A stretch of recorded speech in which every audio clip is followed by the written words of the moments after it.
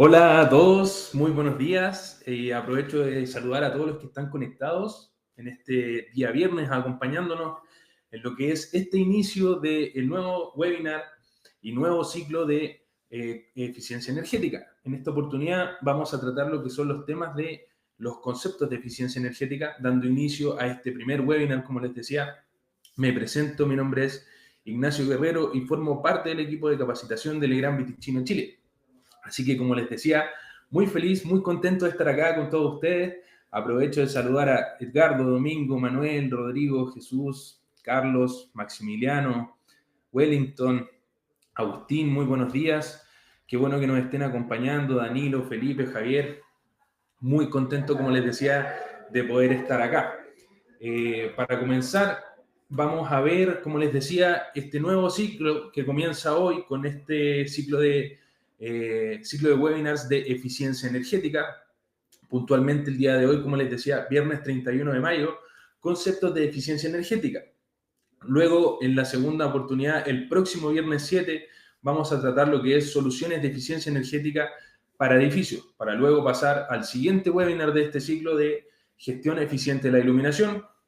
Seguiríamos luego el viernes 21 de junio con gestión eficiente de la energía EMS, para ya finalizar el ciclo el día viernes 28 de junio con infraestructura para la recarga de vehículos eléctricos. Así que los dejo desde ya muy cordialmente invitados a todos ustedes para que puedan participar de todos estos ciclos, de todos estos webinars que componen este ciclo, también de los demás ciclos de webinar que estamos regularmente haciendo, para que puedan seguir adquiriendo todos estos conocimientos, quizás reafirmando conocimientos que ya tienen para llevar sus instalaciones al siguiente nivel. Así que eso con lo que es este ciclo, este nuevo ciclo de webinar. Para antes de comenzar voy a hacer un breve repaso, un recordatorio de lo que es nuestra plataforma que nos presta servicio, ClickMeeting, para poder que todos tengan una muy buena experiencia en cuanto a lo que es este webinar.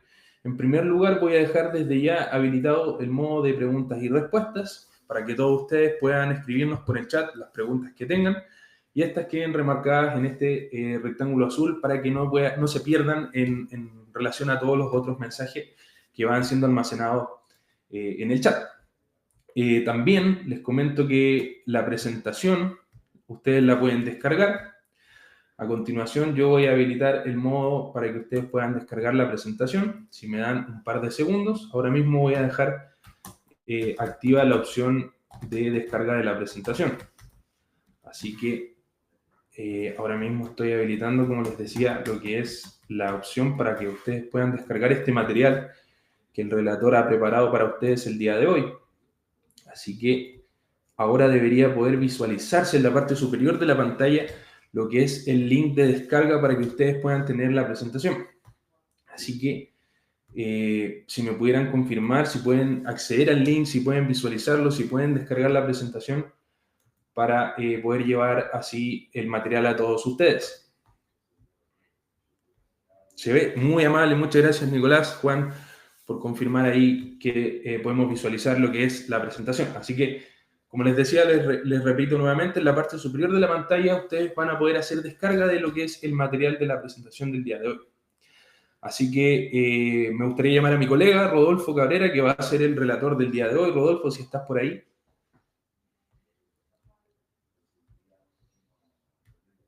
Oh, me comentan por ahí. ¿Qué tal? Hola a todos, ¿qué tal? ¿Cómo están? Me comentan antes, Rodolfo, voy a hacer un pequeño cambio. Es una encuesta, me confundí de link, así que vamos a hacer como que no ha pasado nada y vamos a llevar el link de la presentación ahora ya.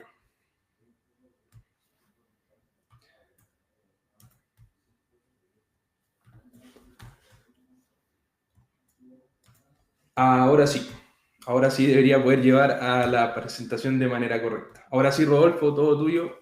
Yo estoy acá en los controles por si necesitas cualquier cosa, cualquier ayuda. Así que los dejo con Rodolfo, que va a ser el relator del día de hoy. Muchas gracias, colega. Muchas gracias, Ignacio. ¿Qué tal a todos? ¿Cómo están? Me presento. Mi nombre es Rodolfo Cabrera, ingeniero en electricidad. Hoy en día formador, parte del equipo de capacitación del GRAN. Así que agradecemos en primera instancia su presencia, contar, ¿cierto?, con estas horitas que vamos a estar por parte del equipo de Gran, siempre agradeciendo todo lo que corresponde, ¿cierto?, a su tiempo. Sean todos bienvenidos, ¿ya? Vamos a tener hoy en día, como mencionaba Ignacio, dentro de este ciclo de charlas, la primera relacionada a los conceptos de eficiencia energética, ¿ya? Así que ahí en el chat va a quedar habilitado para que ustedes puedan realizar sus preguntas, ya pueden dejar sus acotaciones, ya, así que agradecer, ¿cierto?, la presencia de todas las partes del país, ¿cierto? Tenemos Iquique por ahí presente, con Barbalá, Doñigües, así que muchas gracias a todos los que se pueden conectar desde todas partes de Chile, ¿cierto? De San Antonio, la Universidad de Atacama por ahí presente, de Copiapó, así que muchas gracias a todos por estar aquí. Bien, entonces, para comenzar con esta capacitación, con este webinar, ¿cierto?, relacionado a la eficiencia energética, bien, tenemos por aquí la tabla de contenidos de qué es lo que vamos realmente a visualizar dentro de este webinar, ¿cierto? En primera instancia, hablar un poquito sobre la introducción a la eficiencia energética, junto con el contexto nacional de la eficiencia energética, algunos estándares de calidad, como es la ISO 50001, esquemas de clasificación energética LEED, ya vamos a conversar un poquito sobre esta certificación. Vamos a hablar sobre la normativa nacional. Hoy en día, hablar de eficiencia energética ya se encuentra, ¿cierto?, bajo un proceso normativo, por lo cual tenemos que hacerlo presente y hacerlo valer dentro de nuestras instalaciones, ¿ya? Tenemos también auditoría y acciones de eficiencia energética, como podemos tomar acción en relación al uso eficiente de la energía. Y por último, la oferta Legrand para aplicar este concepto de eficiencia energética.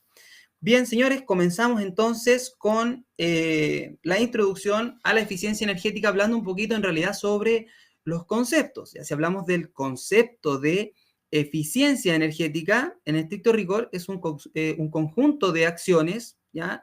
Realizadas para que la relación existente entre la energía consumida y los bienes y servicios producidos sean la menor posible, ¿ya? O sea, en palabras simples, nosotros lo que queremos es lograr lo mismo, pero con menos. ¿Ya qué quiere decir esto?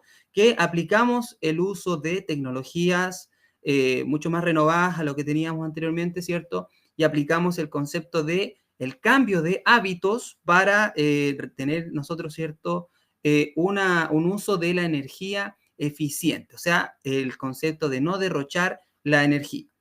Entonces, lo que se busca lograr con la eficiencia energética es producir más con menos recursos energéticos. Entonces, ¿qué es la gestión de la energía? Ya, yo creo que hoy en día ya está presente el concepto de gestor energético. Ya, cuando hablamos de un gestor energético, ¿cierto?, incluso se transforma dentro de la industria un puesto importante, ¿cierto?, incluso un cargo en el cual tiene la responsabilidad, ¿cierto?, de tomar todas estas acciones, ¿cierto?, y llevarlas de manera planificada para que se cumpla el concepto de la eficiencia energética. O sea, tomamos relación de la eficiencia energética por medio de un gestor. ¿Ya? Ese es un poco el objetivo de tener, ¿cierto?, y tomar acción ya a través de la gestión de la energía, ya sea siempre manteniendo el mismo nivel de confort, ya sea en el sector residencial, el sector comercial, ya, e incluso en los niveles de producción en el sector industrial. Si presiono la flechita, ¿avanza? Sí, avanza. Bien, por lo tanto, con respecto a la gestión energética, es aplicable a cualquier tipo de edificio, ya, o sea, no solamente nos centramos en edificios residenciales, sino que también 100% edificios comerciales, incluso otros tipos de edificaciones aplicados como el sector de el centros deportivos, ¿ya? Centros de estudio, casas de estudio, que hoy en día están muy presentes con la eficiencia energética, ¿cierto? Que prácticamente en algunas casas de estudio lo imponen como una asignatura, ¿ya? O sea, por lo tanto, tienen una gran cantidad de horas de estudio para conocer estos conceptos de eficiencia energética y aplicarlos, ¿cierto?, en el día a día en nuestros trabajos, ¿ya? En el área de educación, ¿cierto?, en el área de viviendas, entre otros, aplicamos este concepto de la gestión de la energía. O sea, en estricto rigor, el concepto de eficiencia energética ya lo conocemos, ya lo hemos escuchado, ¿ya? Y ahora también tenemos que ir aplicándolo, ¿cierto?, mediante algunas acciones importantes, ¿ya? Entonces, para estas medidas de eficiencia energética, cuando hablamos de estas medidas de eficiencia energética, tenemos diferentes aristas, ¿ya? Una de ellas son las medidas operacionales, ¿ya? ¿Qué quiere decir? Que los cuales consisten en modificar la forma de operación de los equipos o de los sistemas. O sea, en estricto rigor, es cómo nosotros operamos, cómo nosotros tomamos conciencia, cuáles son nuestros hábitos para poder, ¿cierto?, maniobrar y hacer una gestión de la energía, ¿ya? En estricto rigor, el cambio siempre va a partir por cómo nosotros tenemos, ¿cierto?, que tomar estas diferentes acciones, ¿ya? O sea, habitualmente, ¿qué es lo que hacemos? Dejamos todas las luminarias encendidas, de repente, sin necesidad de que sea, no hay nadie en los espacios y aún así se mantienen encendidas. Y aquí es en donde entra en juego, ¿cierto?, el concepto de sensores, ¿cierto?, el uso de tecnología que nos puedan apoyar para, ¿cierto?, cada vez que existan algunos espacios que no requieran de iluminación, ya se apaguen por sí solos, ¿ya? Y por otra parte, otra medida de aplicación para la eficiencia energética es la del recambio tecnológico, ¿ya? Una cosa es ayudarse con nuevas tecnologías, otra cosa es recambiarse o hacer un recambio con lo que ya tenemos por un concepto mucho más eficiente, pero que nunca se pierda, ¿cierto?, el grado que queremos tener. Entonces, contempla la sustitución de un equipo o de un sistema por otro optimizado o con características de operación inteligente y de eficiencia energética. Ya aquí aparece, ¿cierto?, un claro ejemplo. Ya hace un tiempo atrás, ¿cierto?, se dejaron de fabricar esta lámpara resistiva, lámpara incandescente. Pasan a hacer, ¿cierto?, también el uso de las lámparas fluorescentes. Hoy en día, ya con la tecnología, con el avance de la tecnología, tenemos ya el concepto de la tecnología LED integrado, ¿cierto?, dentro de nuestras viviendas, en lo que hoy en día también nos ofrece el mercado, porque es más eficiente, ¿ya? En cuanto a rendimiento, ¿cierto?, y en cuanto al flujo luminoso. Ya, por lo tanto, el claro ejemplo del recambio tecnológico, ¿ya?, pasa un poco, ¿cierto?, por el avance que ha tenido en estos últimos tiempos, ¿ya? O sea, una lámpara que hoy en día se consumía, o sea, que antiguamente consumía 100 watts en incandescentes, pasó a consumir 20 watts en fluorescente y hoy en día incluso hasta 7 watts en la tecnología LED. Ya, por lo tanto, hacer un recambio tecnológico a nivel edificio, ya, o sea, no solamente significan 10 watts, sino que es un consumo considerable que vamos a ver reflejado, ¿cierto?, en nuestra factura a final de mes, ¿ya? Por eso es importante tomar estas medidas de eficiencia energética, tomar acción primero por el cambio de nuestros hábitos, ¿ya? O sea, las medidas operacionales y en conjunto con el avance tecnológico tomar estas consideraciones relacionadas al recambio, ¿cierto?, de tecnología. ¿Ya? Y hacer uso también de lo que nos entrega hoy en día la oferta, ¿cierto?, en relación al uso de instalaciones smart, instalaciones inteligentes que nos apoyan, ¿cierto?, justamente a este uso de la energía, ¿cierto?, mucho más reducido, ya, para poder encender, apagar a distancia, ya tener un control prácticamente por sobre las instalaciones.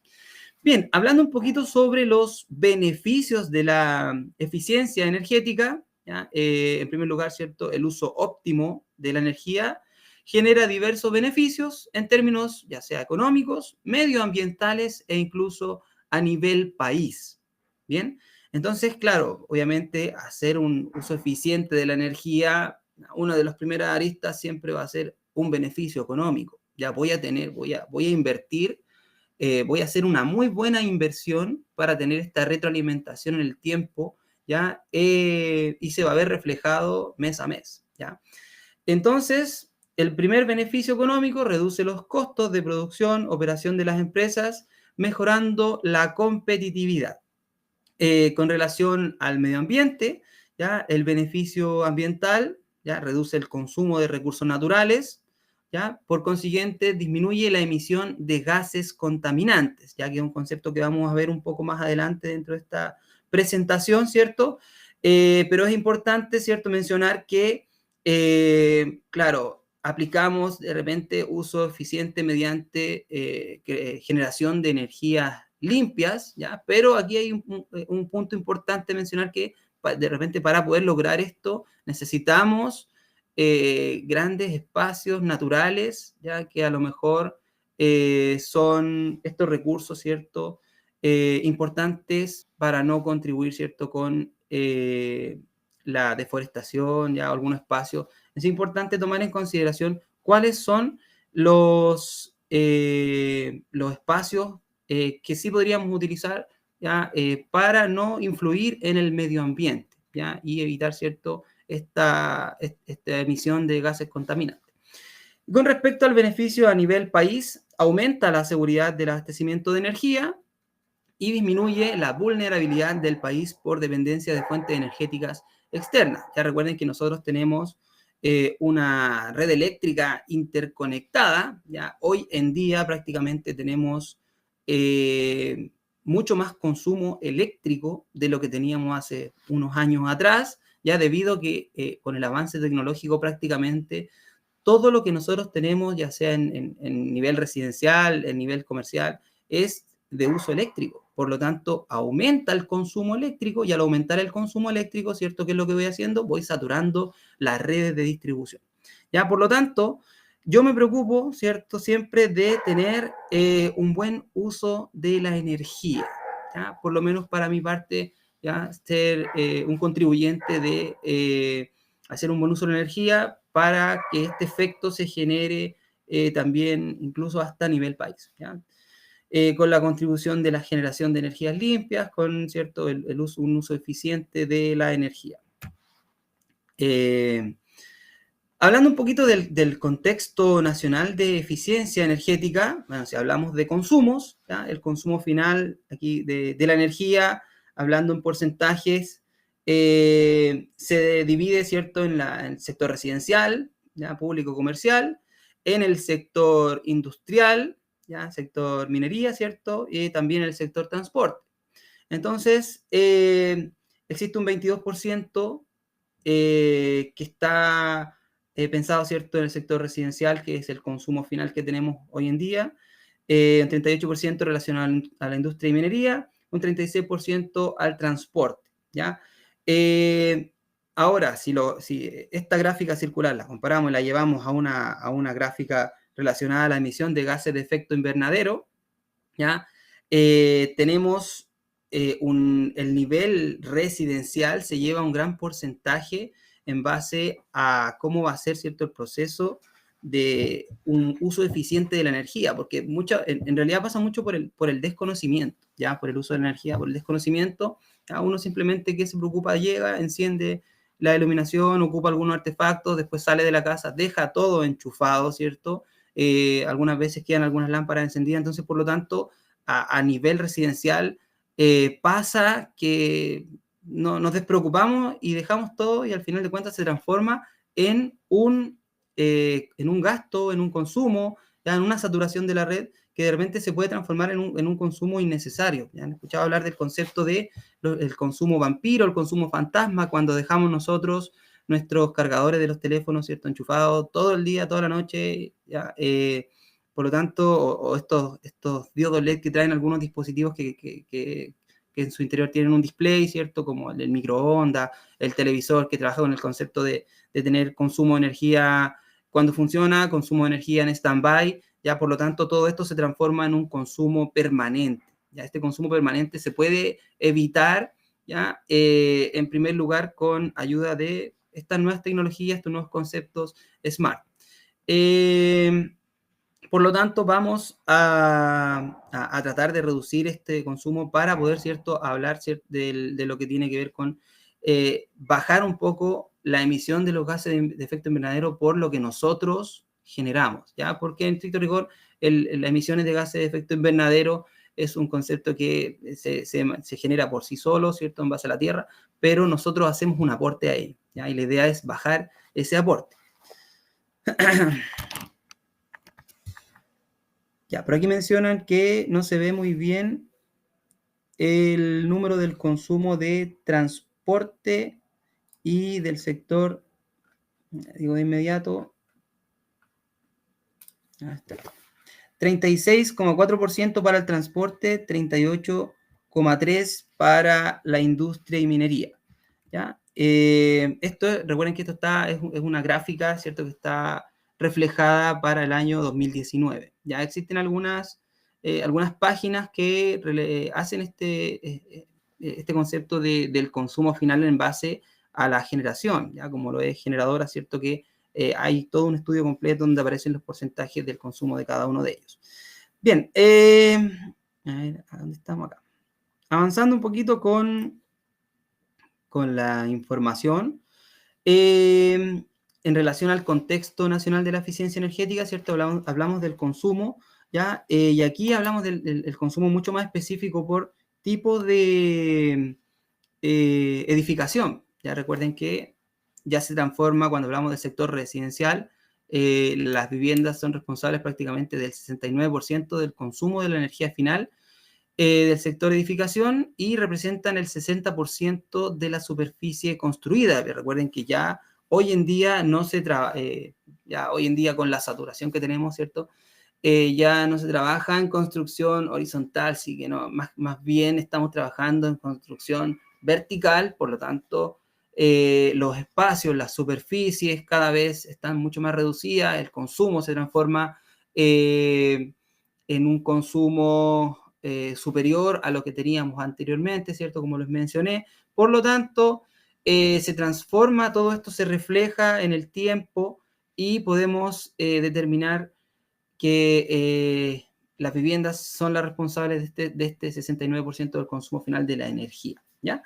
Y más del 70% de los consumos energéticos en edificios corresponden a usos térmicos, ya sea calefacción, ya sea agua caliente, cocción de alimentos, ya, o sea, en estricto rigor, el sector de las cocinas, ¿cierto?, que es donde está el sector de la temperatura, para la temperatura ambiente, que la que queremos lograr dentro de los espacios, es donde se va, ¿cierto?, gran parte del consumo de la energía. Y el otro 30% para usos eléctricos, iluminación, equipo eléctrico, ya, climatización, ya, refrigeración, etc. Entonces, nos hacemos cierto cargo de siempre traspasar la información, de que tomemos conciencia, tomemos hábitos por este uso eficiente de la energía. Somos nosotros, ¿cierto?, los responsables de tener este uso eficiente de la energía. Ya, por ahí dice, consulta, el router de mi hogar queda enchufado todo el día y toda la noche debido al control de las cámaras de seguridad. Es perjudicial porque en sí está adaptado para eso. En estricto rigor, claro, el router de la casa, para yo poder tener un control de manera remota de la vivienda, ¿cierto? El router es quien genera esta red Wi-Fi, por lo tanto, nos damos cuenta que claro, es uno de los componentes principales que va a estar encendido 24/7. Ya lo mismo con el refrigerador, o sea, el refrigerador también. Queda enchufado 24/7, ¿ya? Entonces son dos aspectos importantes dentro de la vivienda que no podemos dejar de consumir energía, ¿ya?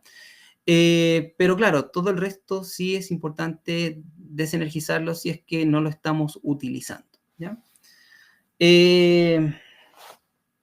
Bien, por ahí mencionan el concepto del consumo vampiro, ¿sí? Los dispositivos que traen estos displays, estos diodos LED, ¿ya? Que traen este consumo vampiro, consumo fantasma, que al final de cuentas, sumados cada uno de ellos, se transforman en un consumo real. Bien, entonces las emisiones generadas y los consumos de energía teníamos propuesto a nivel país un 1%, ¿ya? Pero ha aumentado, incrementado un 2%. Ya existen por ahí estos conceptos de la COP, ¿cierto? De la COP 26, COP 25, en donde se hacen parte los diferentes países, ¿ya? Y quieren hacer su propósito, ¿ya? De contribuir con el uso eficiente de la energía para evitar un poco la emanación de los gases contaminantes, bajar un poco el dióxido de carbono, ¿ya? Y ya existen compromisos, ¿ya? A corto, mediano y largo plazo, en donde estos diferentes países hacen estos compromisos, ¿cierto? Inyectan recursos, ¿cierto? Para que se lleguen a cabo, ¿ya? Y difunden toda esta información, ¿ya? Chile es un país rico en energía limpia, ¿cierto? Energía renovable, vale decir, porque tenemos el desierto de Atacama, ¿cierto? Uno de los desiertos áridos más, con mejor radiación solar a nivel mundial, junto con el Sahara. Entonces, es importante, ¿cierto?, tomar esto en consideración, ver las posibilidades ambientales, ¿cierto? Y a la vez ver si es que existe la posibilidad de inyectar recursos para, al momento de generar energía, sea más con energías limpias que con energías con muchos gases contaminantes, ya como son las que son en base a combustiones fósiles, ¿cierto?, etcétera.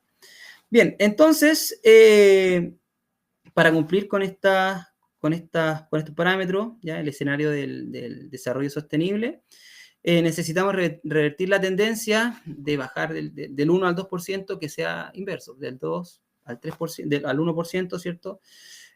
Para poder hablar sobre este concepto de la descarbonización, ¿ya? Y con ello mejorar la eficiencia energética en edificios a una tasa máxima del 3% anual. Bien, tenemos entonces acciones que exigirán y fomentarán la eficiencia energética.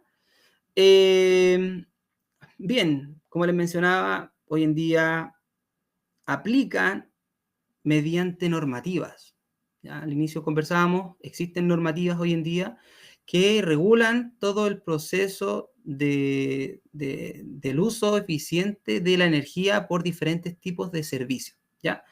Entonces, esta ley de eficiencia, bueno, por una parte está la ley de la eficiencia energética y dependiendo el sector, ya es como nosotros vamos a verlo. En el sector residencial, nosotros nos encontramos con un etiquetado de eficiencia energética, ¿ya? Y las recomendaciones siempre es que trabajemos con el que se encuentre más cercano a la letra A, ya que es el que tiene un menor consumo y es más eficiente en el uso.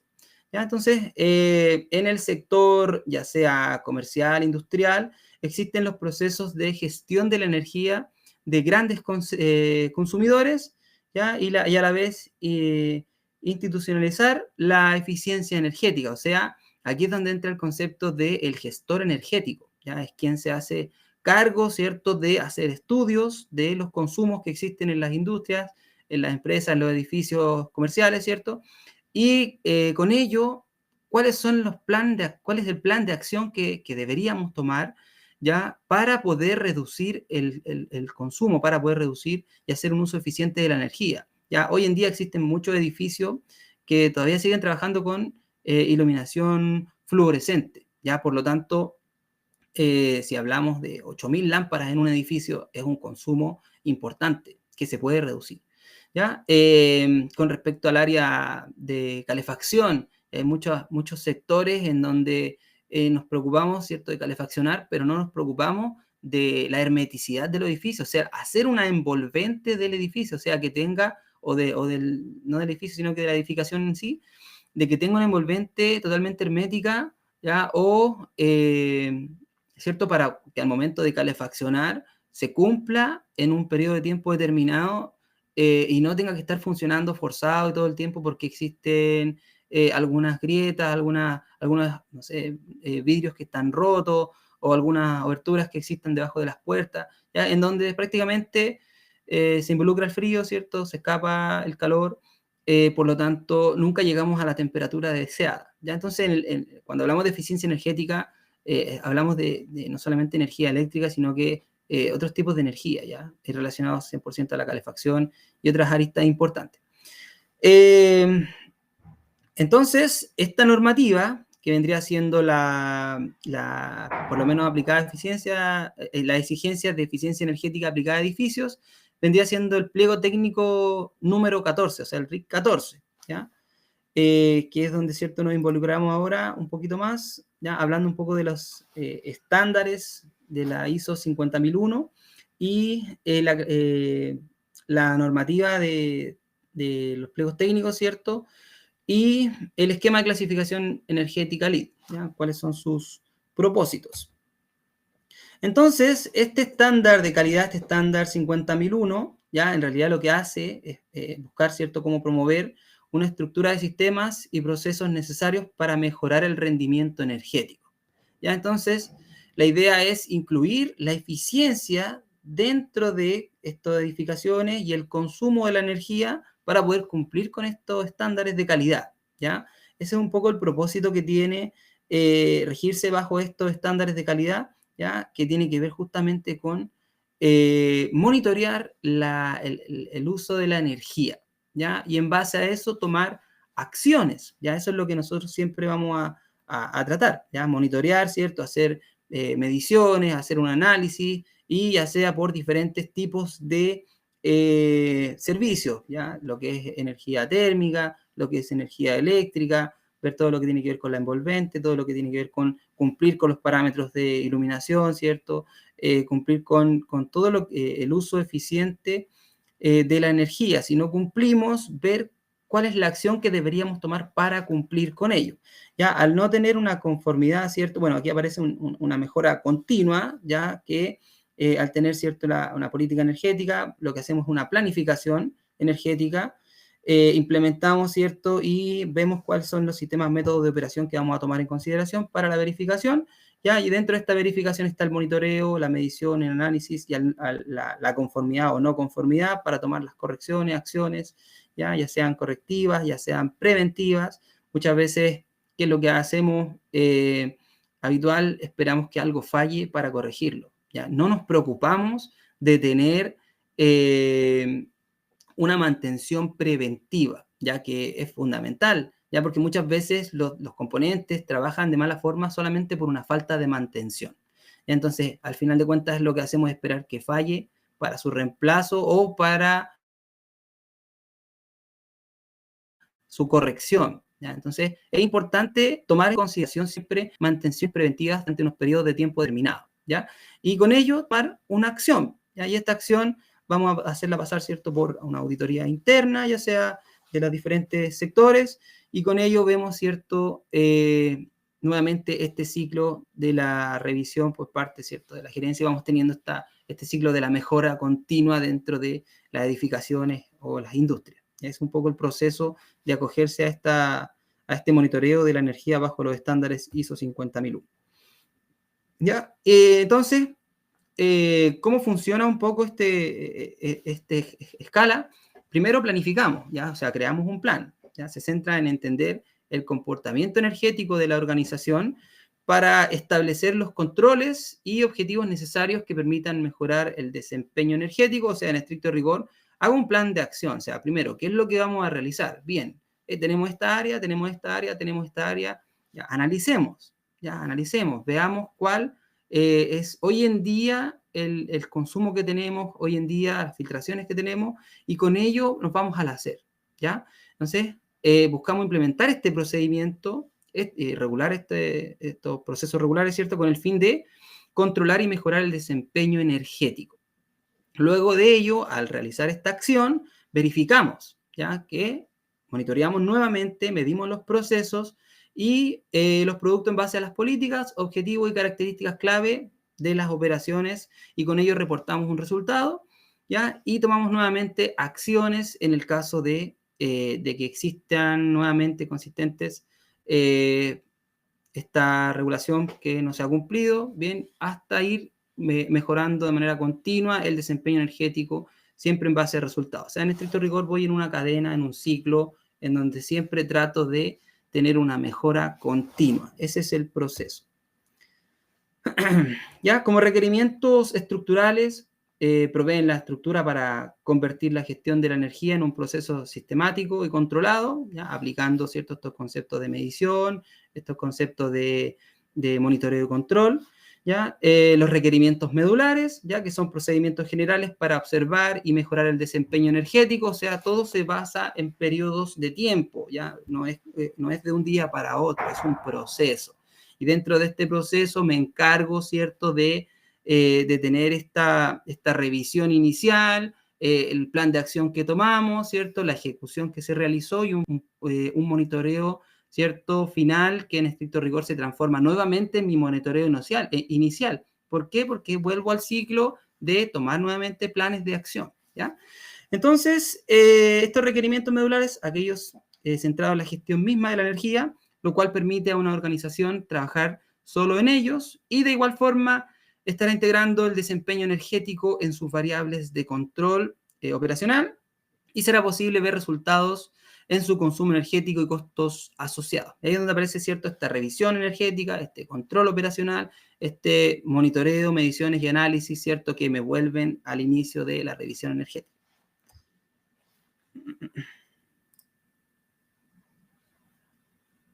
Bien, tenemos entonces requisitos generales, o sea, debemos cumplir con un estándar y para ello debemos cumplir con requisitos mínimos, requisitos generales, ¿cierto? Entonces aquí se presentan estos requerimientos, estos requisitos de la ISO 50001, su respectiva numeración según la versión 2011 de la norma, y se destacan con un recuadro gris ya los que son los requisitos medulares.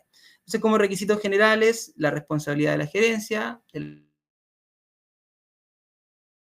la alta gerencia, responsabilidad de la gerencia de las políticas energéticas que hay que, ¿cierto?, determinar para los planes de acción. Luego tenemos el área de planificación, en donde nos encontramos, ¿cierto?, con la planificación energética, las generalidades que vamos a tomar, los requisitos legales, ¿ya? Otros requisitos, y ahí entramos en estos requisitos medulares, que es donde ya nos vamos directamente a la edificación con la revisión energética, con las líneas base energéticas, en donde vamos a ver los indicadores de desempeño energético en el tiempo y los objetivos que necesitamos, ¿cierto?, cuáles son las metas que necesitamos llegar para obtener un uso eficiente de la energía o un mejoramiento, ¿cierto?, y cuáles van a ser los planes de acción para tener esta gestión energética.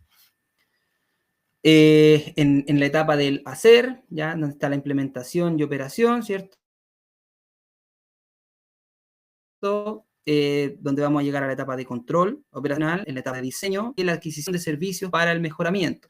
Luego verificamos, ¿cierto?, según el seguimiento y medición y análisis, y luego nuevamente al plan de acción, ya para tomar, ¿cierto?, todos los recuerdos correspondientes y volvemos al inicio de la medición. Bien, hablando un poquito del esquema de clasificación energética LEED, ya de los que están presentes dentro de este webinar, me imagino que más de alguno ha estado junto con nosotros en nuestra base, ¿cierto?, realizando estos talleres presenciales, y una vez que se encuentran, ¿cierto?, en el edificio Costanera, se han encontrado con este logo grande en la entrada que dice LEED, ¿ya? Entonces, ¿qué quiere decir esto? Bueno, LEED, primero que todo, es un esquema de clasificación de las prestaciones energéticas para los edificios, ¿ya? O sea, hay que cumplir con algunos requerimientos importantes para poder, ¿cierto?, poder obtener una certificación, ya que en estricto rigor no es un proceso nacional, ya es un proceso internacional, un proceso americano, la US Green Building Council, que en estricto rigor nos sirve para poder hacer un uso eficiente de la energía a nivel o de la eficiencia energética a nivel edificio, ¿ya? Entonces, este enfoque permite identificar la sostenibilidad medioambiental del edificio y dentro de ello la sostenibilidad en relación a la eficiencia energética en el tiempo, ¿ya? Entonces, LEED, bueno, viene de la sigla Leadership in Environmental and Energy Design, ¿ya?, que justamente hace referencia a estos conceptos de la energía. Entonces, el liderazgo en energía y diseño ambiental. Entonces, el método aquí existe un método de evaluación, o sea, existen diferentes aspectos y por cada aspecto una puntuación, ¿ya? Entonces, si cumplen con todos los aspectos, y además cumplen con una buena puntuación, el edificio se puede considerar un edificio verde, un edificio, un US Green Building, ¿ya? Por lo tanto, tenemos este método que pasamos, ¿cierto?, por el proceso de evaluación de estos edificios, incluso desde la etapa del proyecto, antes de la construcción, de la compra de los materiales, incluso para ver la huella de carbono que dejamos, ¿ya? O sea, uno de los aspectos importantes, ¿cierto? No sé, si vamos a construir en Santiago, el material lo vamos a traer desde, por decir una región, no sé, Puerto Montt, la huella de carbono que venimos dejando desde Puerto Montt a Santiago también es considerada para la evaluación dentro de la certificación. ¿Ya? ¿Es obligación involucrar un edificio dentro de esta certificación? No, no es obligación. Es un proceso, un sistema totalmente voluntario y consensuado, ¿ya? Pero que sí le brinda muchas ventajas desde el inicio con este proceso para poder obtener una certificación.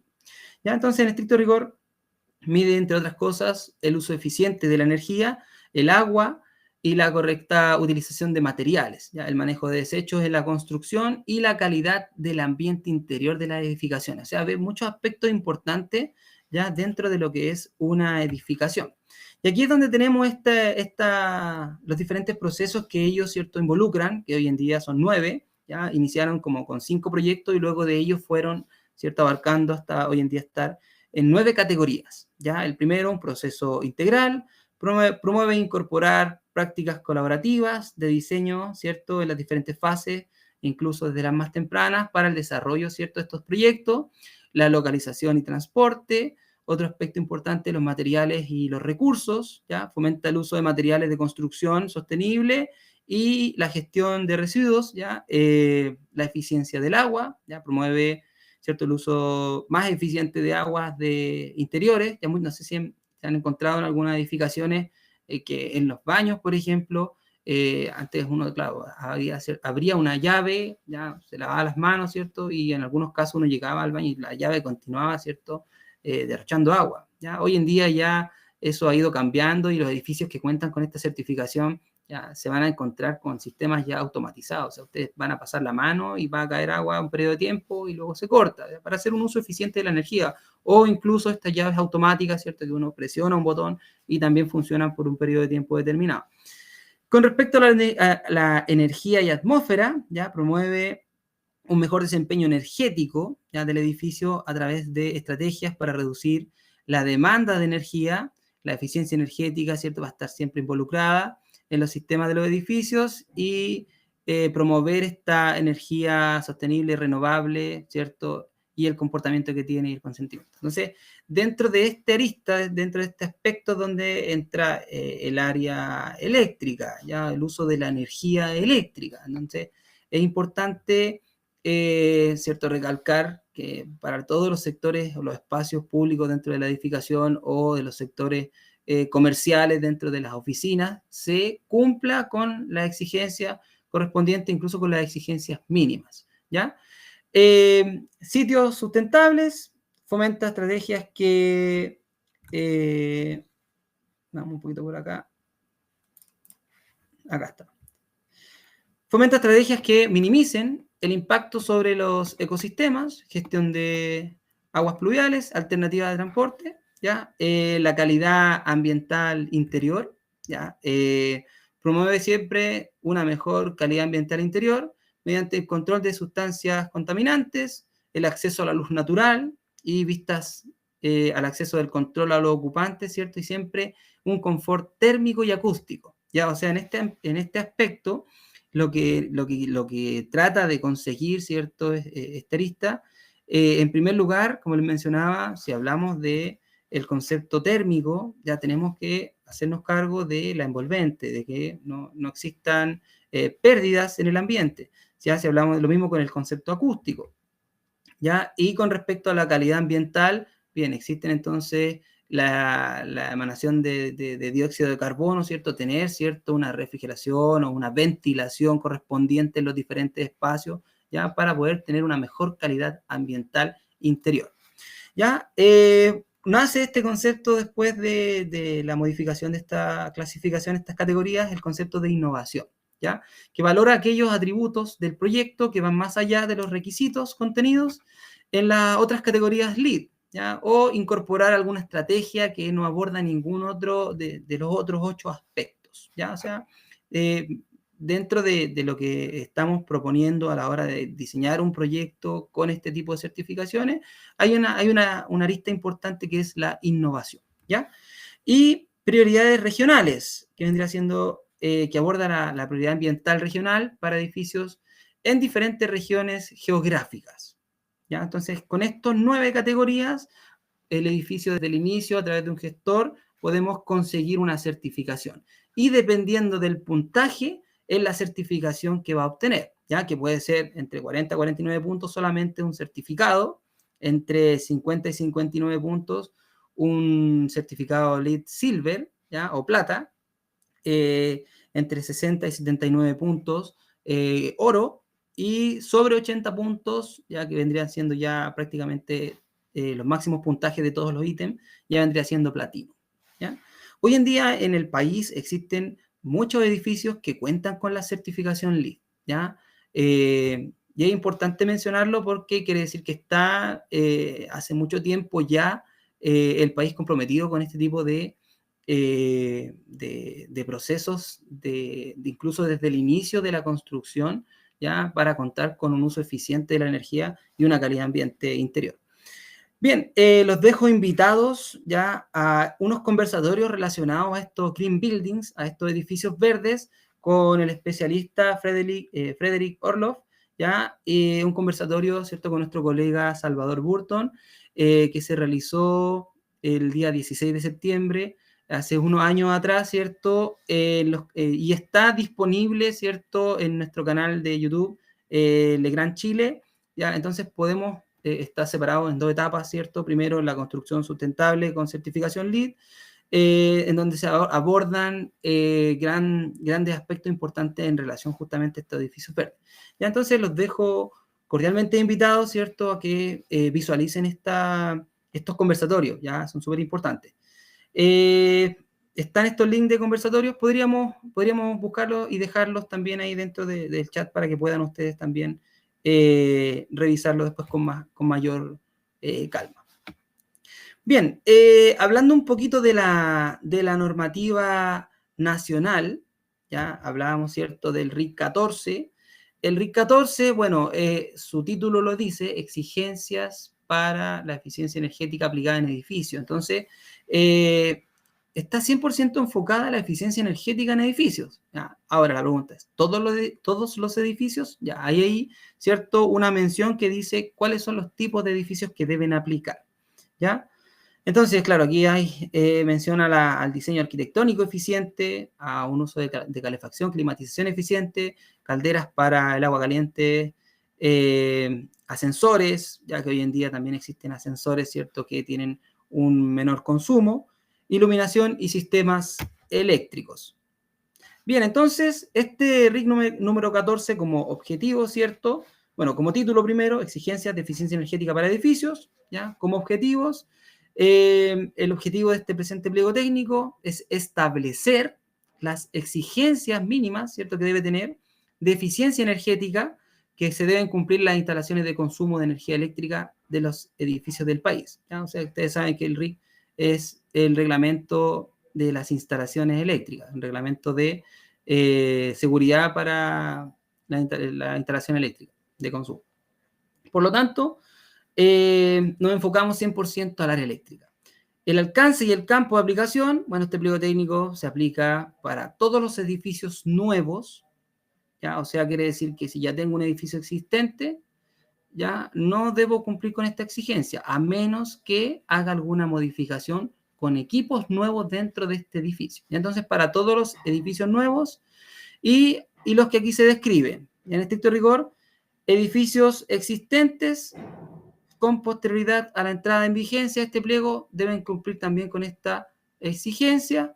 Se exceptúan la aplicación de estos pliegos técnicos, o sea, hay algunas excepciones cuando tenemos edificios, por ejemplo, residenciales o edificios de oficinas, ¿cierto?, que tengan menos de 2.500 metros cuadrados totales construidos, ¿ya? Los departamentos habitacionales con una superficie menor a 300 metros cuadrados construidos tampoco aplica esta exigencia. Dentro de las áreas comunes de edificio de vivienda que tengan menos de 5 pisos o que posean 1000 metros cuadrados de áreas comunes, tampoco aplica esta exigencia. Entonces, enfoquémonos un poco en lo que sí deberíamos aplicar, ¿ya? O sea, cualquier otro edificio que no cumpla con estas características debe aplicar el concepto de exigencias para la eficiencia energética, ¿ya? Entonces, aquí es donde entra, nuevamente menciono al gestor energético. ¿Por qué? Porque es importante a la hora de diseñar un proyecto aplicar estos conceptos de sensores, ¿cierto? Ya sea en los diferentes espacios, ya sea en el área de estacionamientos, de pasillos, ya que lo vamos a ver un poquito más adelante dentro de esta presentación. Ya, entonces, uno de los aspectos importantes habla sobre la caída de tensión de los conductores, ¿ya? Entonces, para los alimentadores, deben ser dimensionados de tal forma de no tener una caída de tensión máxima de un 2% para la carga nominal, ¿ya? Y los conductores que van de la derivación, o sea, desde el tablero hasta los diferentes circuitos al punto más desfavorable, no más allá de un 3% de la tensión nominal. Ya, por lo tanto, vamos a tener dos tramos, el tramo de los alimentadores, ¿cierto? Y el tramo de los circuitos finales. Por lo tanto, debemos cumplir y debemos dimensionar de una manera correcta el concepto, ¿cierto?, de la caída de tensión, ¿ya? O sea, cumplir también con los estándares mínimos de los niveles de tensión que necesitan cada componente para su funcionamiento. Y aquí aparece entonces un concepto importante dentro de esta normativa que tiene que ver con la supervisión de la energía eléctrica. O sea, nosotros vamos a tener que hacer unas mediciones en un periodo de tiempo determinado de cada tipo de servicio, ¿ya? ¿Y qué es lo que dice la normativa? Se debe instalar dispositivos de medición en edificios nuevos para supervisar el uso de la energía eléctrica por separado para cada uno de los siguientes aspectos. O sea, debo hacer una medición general, ¿ya? O sea, dice energía eléctrica total, y a la vez una medición individual para cada tipo de servicio. En este caso, sistemas de calefacción, ventilación, aire acondicionado, ¿cierto? Agua caliente sanitaria, debe tener su sistema de monitoreo. Iluminación interior, un monitoreo también independiente.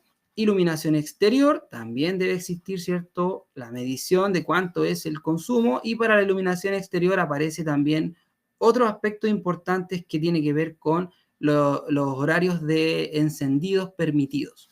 Ya los circuitos de enchufe, muchas veces pasa que dentro del edificio, ya sea comerciales, industriales, existen estas zonas de kitchen donde dejamos, ¿cierto?, una cafetera, un hervidor, una máquina para el agua caliente, y que está permanentemente consumiendo energía, incluso sábados, domingos, en donde a lo mejor ni siquiera se trabaja en la oficina comercial, pero aún así, para mantener la temperatura del agua, lo que hace, ¿cierto?, es trabajar permanentemente.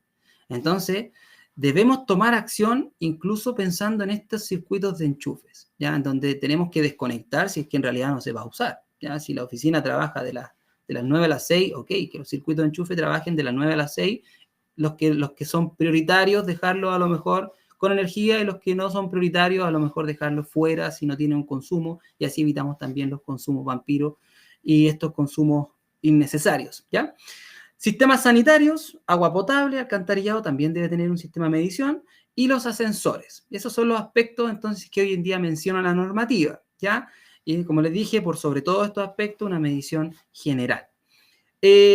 Para edificios residenciales, estos sistemas se medirán y controlarán por separado para los servicios comunes y por cada inquilino individual.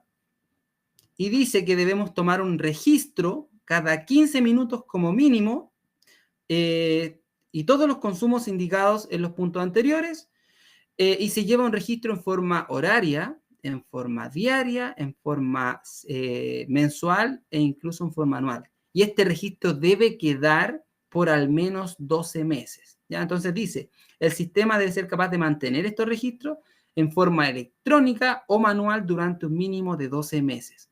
¿Por qué? Con esto nosotros podemos tomar un plan de acción, ¿ya? Si lo tenemos mensual, si lo tenemos semestral, ya incluso anual, podemos tomar acción ¿ya? Y podemos hacer un mejor uso, o sea, un uso eficiente de esta energía, ¿ya? Mediante estos sistemas de medición. Entonces, ¿qué más nos indica la normativa?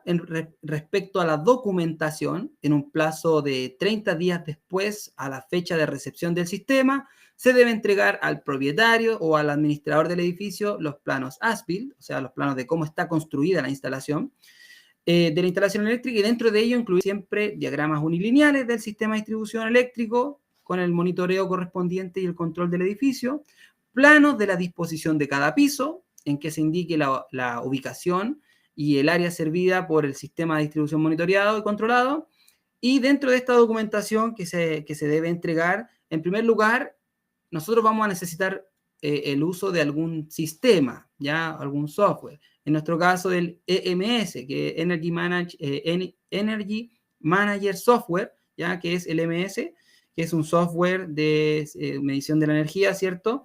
Todos los manuales de usuario, los manuales de mantenimiento del sistema, las llaves de acceso a esos tableros, o sea, nosotros como instaladores muchas veces nos hacemos propietarios en realidad de lo que hicimos, pero el propietario en realidad es el dueño de la instalación. Por lo tanto, nosotros debemos cederle todo el sistema, las claves de ingreso a los software para que tanto el operador como el administrador o incluso el programador pueda visualizar, ¿cierto?, los parámetros correspondientes. O sea, no se debe impedir el acceso al propietario mediante claves. ¿Ya? El sistema no es nuestro, el sistema es del propietario, el sistema del edificio. Ya, entonces, el manual de operación de mantenimiento también se debe hacer acceso. Los datos de las características nominales de los equipos y las operaciones seleccionadas para cada pieza de equipo que requiera mantenimiento. Manuales de operación y mantenimiento para cada pieza de equipo que requiera mantenimiento, las acciones de mantenimiento de rutina que se deben dejar, ¿cierto?, como requerida, fácilmente identificables, el nombre, la dirección, ¿ya?, de por lo menos un servicio técnico calificado, una descripción completa del uso previsto para cada sistema a operar. Ya, importante mencionar que debemos también brindar una capacitación, ¿ok? Así funciona, o una inducción al uso del sistema, ¿ok? Este es el sistema, así se mide, así, estos son los transformadores de corriente, así es como mide el sistema, estos son los tableros, ya el punto de comunicación, y base a eso, el cliente también debe por lo menos tener una noción y conocer cómo es el funcionamiento de lo que se plantea. Y entonces es importante siempre agregar adicional una inducción, una capacitación de cómo es el funcionamiento. Bien, abocándonos un poco más a la iluminación, ya lo que menciona la normativa, ¿cierto? La potencia de la luminaria, cuando se utiliza para calcular la potencia instalada de iluminación interior o exterior, se determina de acuerdo con los diferentes criterios. En primer lugar, la potencia de las luminarias que no contienen un ballast instalado de forma permanente, transformadores, ¿cierto?, o dispositivos similares, deben considerarse como la potencia máxima de la luminaria indicada por fabricante. Muchas veces hay luminarias que son compactas, que vienen directo a la conexión de los 220 volts. Esa luminaria trae una potencia nominal, y esa es la que nosotros debemos considerar. ¿Ya? Por otra parte, existen luminarias que traen una potencia nominal, pero a la vez se acompañan de balas electrónicos, ¿ya?, o transformadores ferromagnéticos, y al final de cuentas, ese transformador, ese balas, también genera un consumo. Por lo tanto, debemos agregar ese consumo, ¿ya?, al de la lámpara. Entonces, ¿cómo lo podemos determinar? Midiendo. Podemos medir y vamos a saber un consumo real de la luminaria. Bien, entonces, la potencia de las luminarias que tengan este balas permanente instalado será la potencia de la entrada al funcionamiento de la combinación entre la lámpara y estos sistemas, ¿ya? Basado en los valores informados por el fabricante o pruebas de laboratorio reconocidos, o será incluso la potencia máxima declarada de la luminaria, ¿ya? Cuando utilizamos ductos de barras para la iluminación, ¿ya?, este está diseñado para permitir, ¿cierto?, agregar o remover luminarias dentro de esta misma ducto de barra sin alterar el cableado. O sea, yo conecto el ducto de barra a la energía eléctrica, ¿cierto?, y puedo cambiar y mover las luminarias de posición o incluso agregar más luminarias. Entonces, yo puedo a lo mejor dimensionar cierta potencia, pero a lo mejor en el futuro el cliente siempre va a decir, ok, necesito más iluminación. Entonces, ¿qué es lo que me exige la normativa? Que la potencia instalada de la luminaria incluida en el sistema sea como mínimo 100 watts por metro lineal. ¿Ya? Si tengo una barra de 2 metros, son 200 watts. Como mínimo. El límite de potencia del interruptor del sistema, ¿ya? El límite de potencia de otro dispositivo limitador de corriente permanente en el sistema, quiere decir que debe estar acompañado, ¿cierto?, de protecciones que cumplan con estos parámetros. La potencia, o con selectores, ¿cierto?, o las dos. La potencia de canales de iluminación, cables del cable conductor, el riel conductor y otros sistemas de iluminación flexibles que permitan adición o reubicación de luminarias sin alterar el cableado del sistema, siempre va a ser la potencia especificada del transformador del alimentador del sistema. Eso es lo que indica por lo menos la normativa en base a estos ductos de barra para iluminación. Y aquí entramos entonces en el concepto del control automático para la iluminación interior, ¿ya? Iluminación de interior. ¿Ya? Uno de los grandes aspectos importantes de mencionar son los sensores. ¿Ya? Y existen diferentes tipos de sensores para diferentes tipos de cargas o espacios. ¿Ya? Entonces, hay sensores que tienen regulación del tiempo, ¿cierto? Regulación de la proximidad, en algunos casos de sensores que son por infrarrojos pasivos, ¿ya? Sensores que detectan ultrasonido, o incluso hoy en día Legrand, ¿cierto?, entrega uno que es dual, ¿ya?, que trabaja bajo las dos modalidades, ¿ya?, que son mucho más específicos, sensores que tienen un gran alcance, como por ejemplo para estacionamientos, por ejemplo.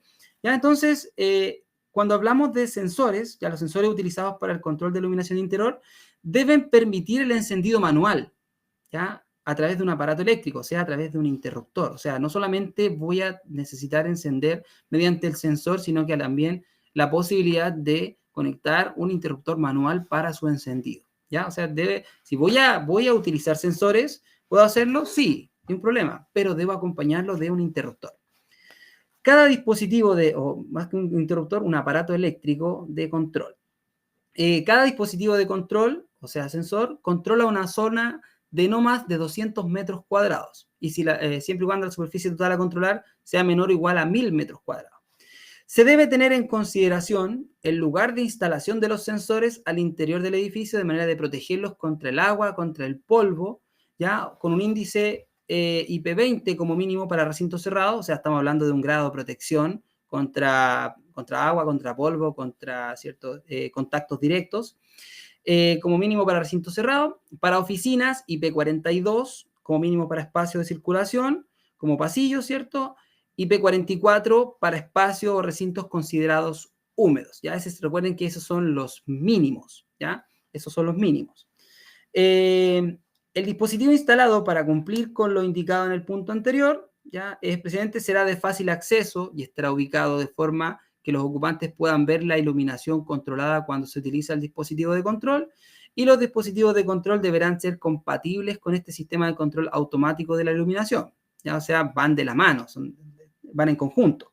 Y a su vez, este deberá ser compatible con sistemas de monitoreo que reporta la medición de este consumo. O sea, que al momento de encender o apagar se registre eso en el sistema de medición, en el sistema de monitoreo.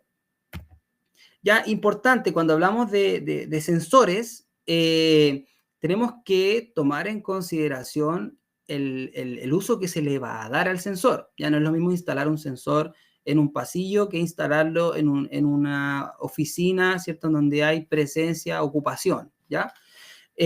O si lo instalamos en un estacionamiento, ¿cierto? ¿Para qué? Para evitar los falsos encendidos, ¿ya? Porque los falsos encendidos, en estricto rigor, también generan consumo ineficiente, ¿ya?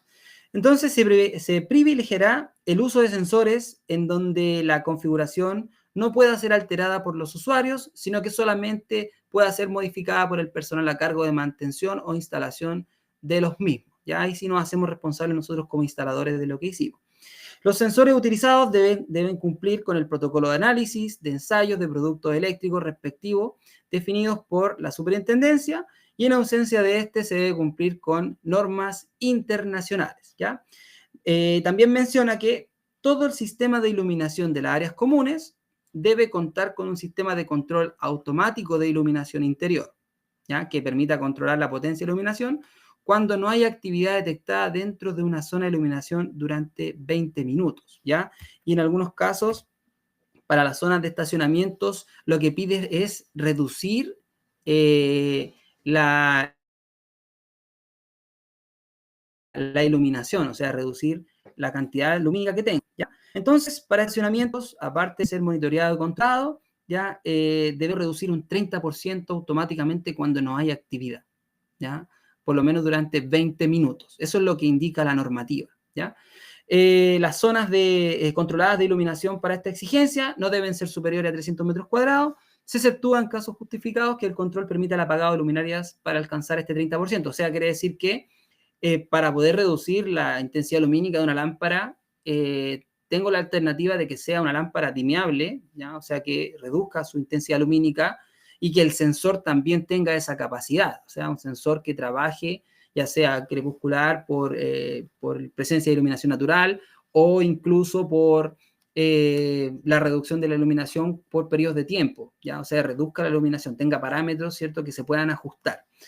Y nos quedamos, ¿cierto?, con la opción de que sean dimeables o incluso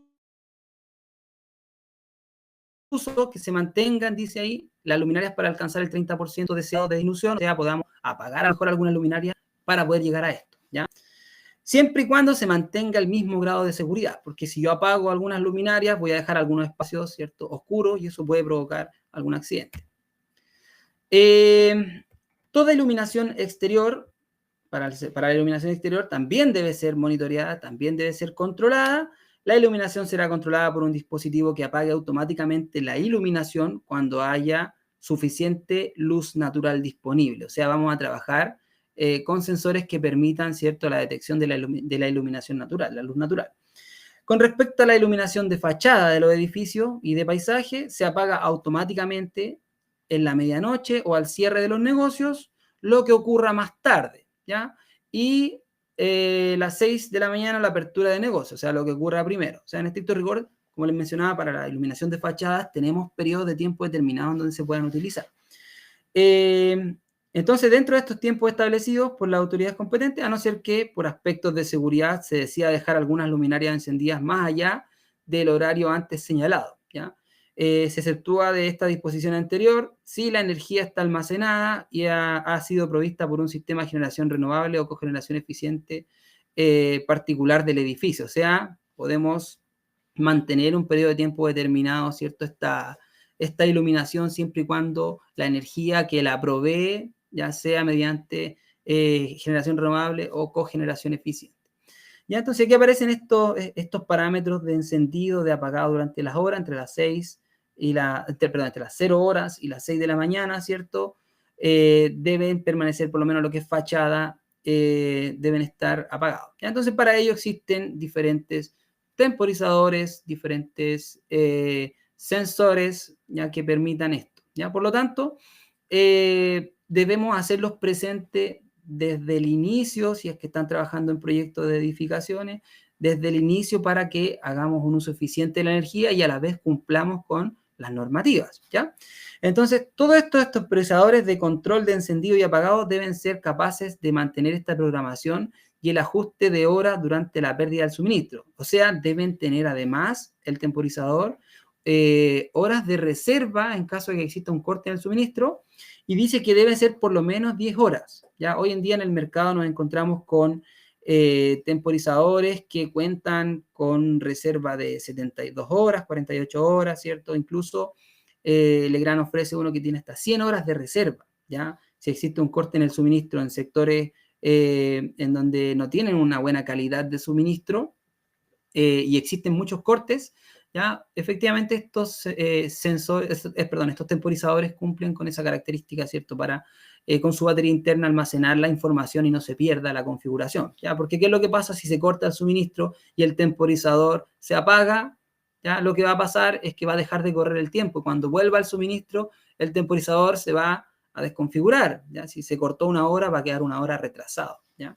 Entonces, debe tener la capacidad de mantener la reserva. Ahora, existe una normativa que es la ASHRAE 90, 90.1, que es un estándar, ¿cierto?, de energía para las construcciones, que también es americano, ¿cierto? Y dentro de sus puntos normativos hace referencia al uso de la eficiencia energética, ¿ya? Entonces, para implementar eficiencia energética en recintos hospitalarios nuevos o remodelaciones, se debe regir, ¿cierto?, bajo estos estándares. Para instalaciones que requieren contar con sistemas de eficiencia energética, los motores también deben ser eficientes, ¿ya? Es decir, se deben seleccionar de modo que tengan las menores pérdidas posibles. Y para esto cumplir con normas europeas. Los edificios que requieran ser clasificados como preparados para electromovilidad deben ser diseñados según lo establecido en el punto 13.2.1 del pliego número 15, que hace justamente referencia a el RIC 15, el electromovilidad, ¿ya? Que es una de las charlas que se va a visualizar en un periodo de tiempo más, ¿bien? Entonces, de acuerdo con lo que está establecido en la ley 18.410, cualquier duda en cuanto a la interpretación de estas disposiciones de este pliego debe ser resuelto por la superintendencia. Entonces, ustedes deben levantar la información ante la superintendencia, ¿ya? Por lo tanto, en materias de diseño, de construcción, de operación, mantenimiento, reparación, modificación, inspección y término de operación, la superintendencia siempre puede permitir el uso de tecnologías diferentes a las que están establecidas en este presente pliego técnico, ¿ya? Siempre que se mantenga el nivel de seguridad, o sea, la normativa siempre prevalece el nivel de seguridad que el texto normativo. Estas tecnologías deben estar técnicamente respaldadas en normas, códigos, especificaciones nacionales o extranjeras, así como en prácticas recomendadas ya de ingeniería internacionalmente reconocidas, o bien ser parte de instalaciones de prueba para nueva tecnología. Entonces, para ello, el instalador debe presentar el proyecto, debe presentar un ejemplar, o incluso en algunos casos más de un ejemplar de la versión vigente de la norma, ¿cierto? Código, especificación extranjera utilizada, debidamente traducida, cuando corresponde, así como cualquier otro antecedente. O sea, en estricto rigor, lo que me dice en este extracto es que puedo utilizar dispositivos que no cumplan con una normativa nacional, que en este caso es bajo la Superintendencia de Electricidad y Combustible, los pliegos técnicos normativos. Puedo regirme a una norma internacional, ¿ya? Pasando por las pruebas correspondientes y agregando estas copias, ¿cierto? Este ejemplar de los extractos de la norma vigente, y si está en otro idioma, debidamente traducido. ¿Ya? Es importante que cuando ustedes declaren los proyectos vengan estos certificados correspondientes. Los dispositivos de control, ¿ya? O sea, para las pruebas funcionales y sistemas de control, se someterán a pruebas para asegurar que el hardware y el software de control estén calibrados, estén ajustados, estén programados y en buena condición de trabajo. ¿Ya? No sacamos nada con hacer una medición, armar un sistema de análisis si es que no hacemos pruebas de funcionamiento o el sistema está trabajando de manera errónea, porque va a entregar datos erróneos, y con esos datos a lo mejor no vamos a lograr el objetivo. Cuando se instalen sensores de presencia, temporizadores, controles horarios programables o fotosensores, como mínimo se debe llevar a cabo los siguientes procedimientos. O sea, en estricto rigor la normativa me dice que debo utilizar sensores o que puedo utilizar sensores, pero debo cumplir con certificar que el sensor ha sido instalado y dirigido de acuerdo con las recomendaciones del fabricante. ¿Ya? Para proyectos con hasta 7 sensores de ocupación, todos deberán ser probados y estos deberán quedar reflejados en un protocolo de entrega firmado por el instalador. O sea, existen los sensores de presencia, sensores de movimiento que vienen a la vez, ¿cierto? Pensados con ocupación. ¿Qué quiere decir ocupación? El punto de inflexión entre el sensor, ¿cierto? Ya sea un sensor térmico, ¿cierto? Que trabaje en base a la presencia, ya por temperatura, o sensor dual ultrasónico que detecte que no se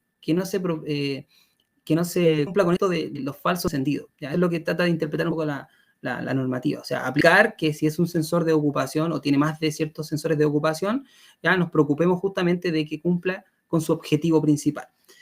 Interruptores de tiempo, ¿ya? O sea, temporizadores. Verificar que el control del interruptor de tiempo automático está programado debidamente con los horarios del día, de la semana, fin de semana y vacaciones según corresponda. Ya recuerden que hay sensores hoy en día que incluso trabajan con el horario verano, horario invierno, ¿cierto? Y esto hace un cambio automático, ¿ya? O sea, cuando se cambia la hora en las diferentes regiones, automáticamente el sensor también, el temporizador en este caso, también lo va automáticamente a cambiar, ¿ya? Si no es así, si el temporizador no cumple con esas características, debo preocuparme de hacerlo, ¿ya? Para que no se pierda este efecto. Documentar para el propietario la programación de tiempo de desconexión automática, incluyendo los días de la semana, los fines de semana, calendarios de vacaciones, así como la configuración de los ajustes del programa. Verificar que el ajuste de las horas y fechas en el interruptor de tiempo esté correcto, ¿ya? Recuerden que ustedes después deben entregar un informe firmado, ¿ya? Ustedes como instaladores, en donde indican que cumplen con todos estos aspectos normativos, ¿ya? Y comprobar que cualquier batería de respaldo, si es aplicable, está instalada, energizada y funcionando adecuadamente. Bien, y pasamos ya a la auditoría y acciones de eficiencia energética. Ya les mencioné por ahí anteriormente, hablamos, ¿cierto?, de la auditoría energética. Es la herramienta sobre la que se asienta un plan estructurado de ahorro energético. O sea, primero voy a poder tener cierta información, ¿ya?, de respaldo, y con esa información tomar acción, ¿ya?, para poder generar un ahorro energético. Entonces, esta auditoría energética implica realizar una labor de recogida de información, análisis, clasificación, propuestas de alternativa, cuantificación de ahorros y toma de decisiones, ¿ya? Entonces, la auditoría energética en este caso es fundamental. Entonces, para la parte de la planificación, para poder realizar acciones de eficiencia energética en el marco de poder mejorar continuamente el desempeño energético, es posible guiarse por las actividades medulares que vimos anteriormente de los estándares de calidad del ISO 50001, ¿ya? En donde veíamos, ¿cierto?, la revisión energética, pasábamos a un control operacional, a un monitoreo y medición del análisis, ¿cierto? Y con ello podemos tomar acciones. Entonces, para ello es necesario comenzar siempre con una planificación energética que considere la revisión energética inicial, ¿ya? Entonces, esta revisión energética nos permitirá obtener información importante, o sea, nos va a entregar un gráfico, nos va a entregar información, ¿ya? Y esta información siempre me va a servir para el plan de acción de mejora, ya que eso es lo que nosotros queremos llegar. ¿Ya? Entonces, claro, vemos cuáles son los consumos energéticos que tenemos, vemos cuáles son las posibilidades de mejora, vemos cuáles son el plan de acción que podemos tomar en el tiempo y vamos, ¿cierto?, cuál es la prioridad, ¿ya? Y vamos realizando, ¿cierto?, paso a paso para poder obtener un ahorro y un buen uso de la energía. Con respecto a los objetivos, metas y plan de acción, ¿ya? Los objetivos, bueno, se debe establecer objetivos que tengan la finalidad de mejorar el desempeño energético. Tenemos como metas, las metas propuestas deben tener asociado ya un indicador para medir posteriormente su cumplimiento, y el plan de acción se debe desarrollar un plan de medidas tanto operacionales como de recambio tecnológico que permita el cumplimiento de estas metas y objetivos, que es lo que veíamos, ¿cierto?, en el inicio, ¿ya? Que tenemos este plan de acción, ¿cierto?, nos obliga a estas medidas, ya sea operacionales o recambio tecnológico, ¿ya? Con respecto a la medición y verificación, es el término dado por el proceso de cuantificación de las disminuciones de consumo energético que son atribuibles a la implementación de una o varias medidas de eficiencia energética, ¿ya? Y dentro de ellos, bueno, nosotros, ¿cierto?, tenemos una línea completa de MS o System de energía, ¿cierto?, o medición de la energía bajo un sistema, un software, y con ello, ¿cierto?, almacenar toda esta información, toda esta data, para que podamos llegar, ¿cierto?, a tener una mejora continua, ¿cierto?, pasando por este proceso. Con respecto a lo que es ya la última etapa dentro de esta charla, que es inicial, ¿cierto? Ya más adelante con las siguientes charlas profundizaremos un poco más, ya en base a cada una de las aristas relacionadas a la eficiencia.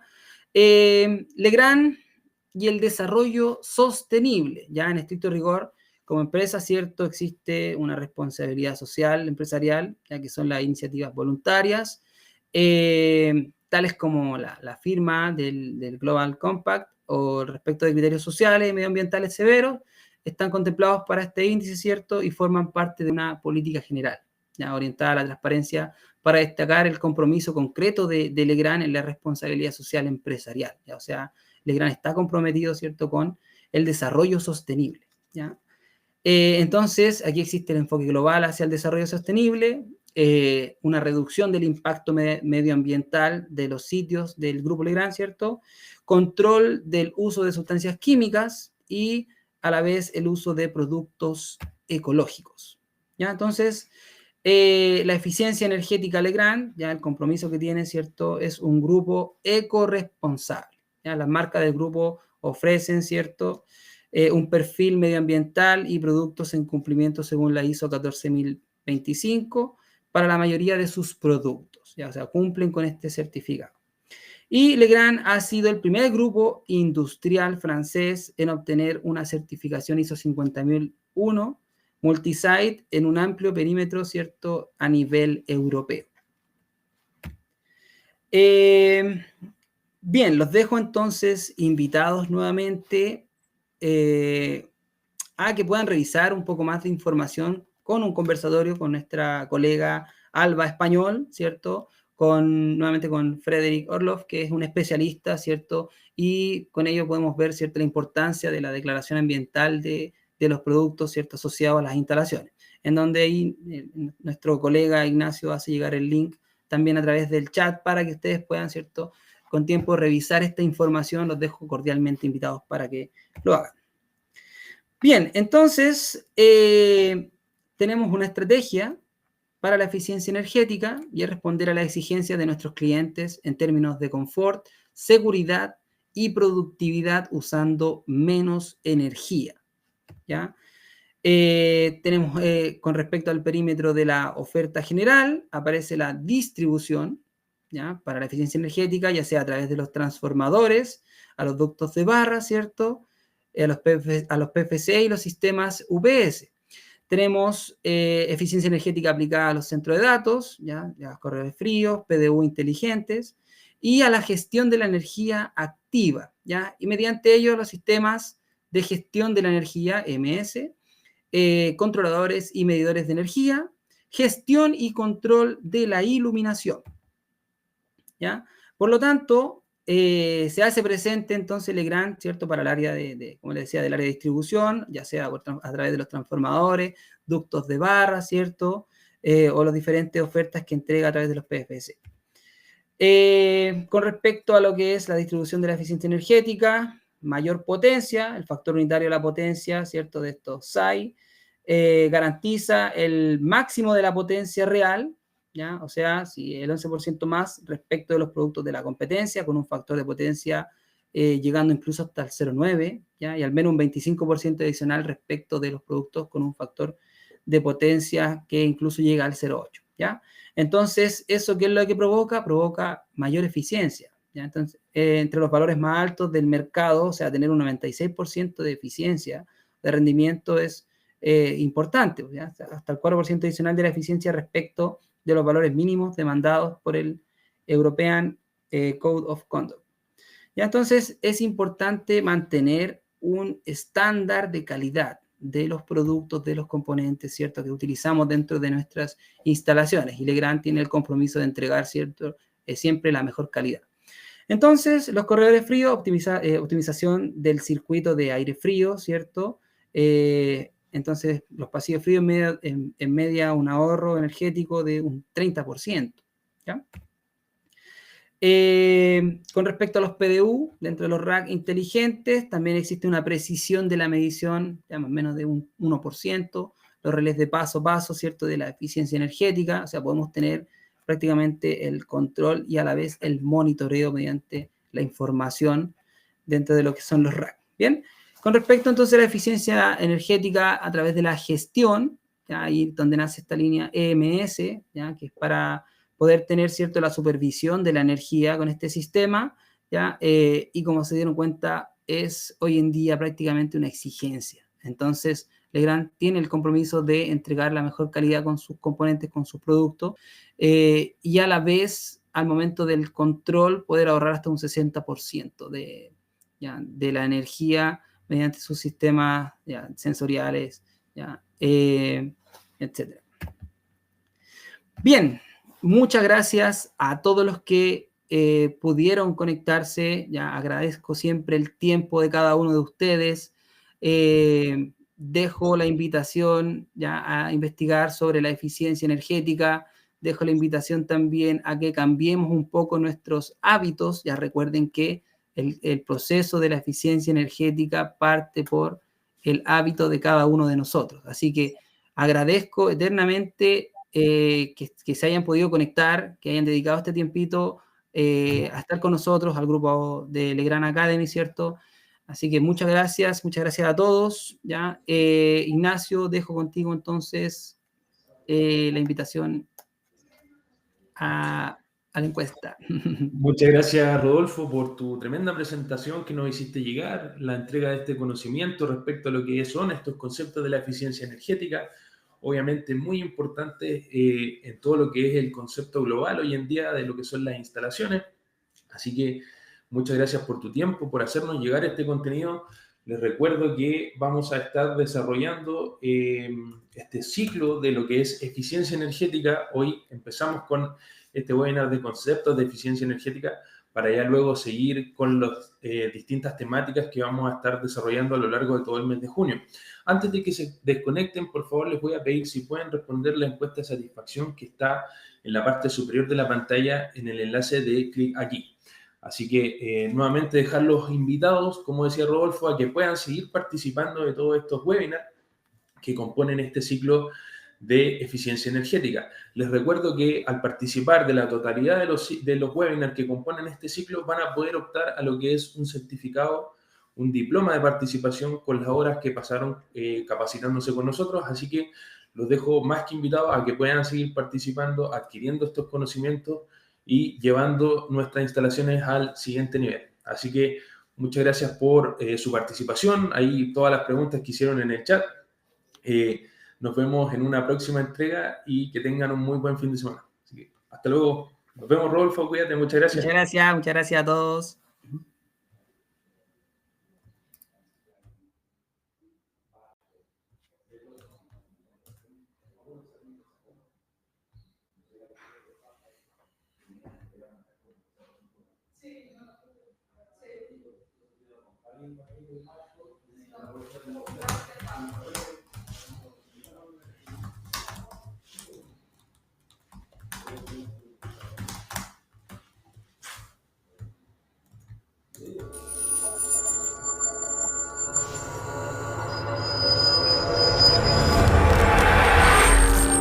Grupo Legrand. Transformamos los espacios habitacionales y de trabajo a través de la gestión de la energía, iluminación y redes digitales. Contamos con una completa oferta para los mercados residencial, terciario e industrial. Un grupo internacional con gran potencial de desarrollo. Productos comercializados en 180 países. Más de 90 oficinas a nivel mundial. Más de 38.000 colaboradores. 172 compañías adquiridas. 29% de crecimiento en ventas de productos conectados. Contamos con 170.000 referencias distribuidas en 81 familias de productos en distintas unidades de negocios. Potencia y distribución de la energía. Infraestructura digital. Canalizaciones para cableado. Componentes de instalación. Series domiciliarias. Sistemas conectados para espacios inteligentes. Control de la iluminación, entre otras.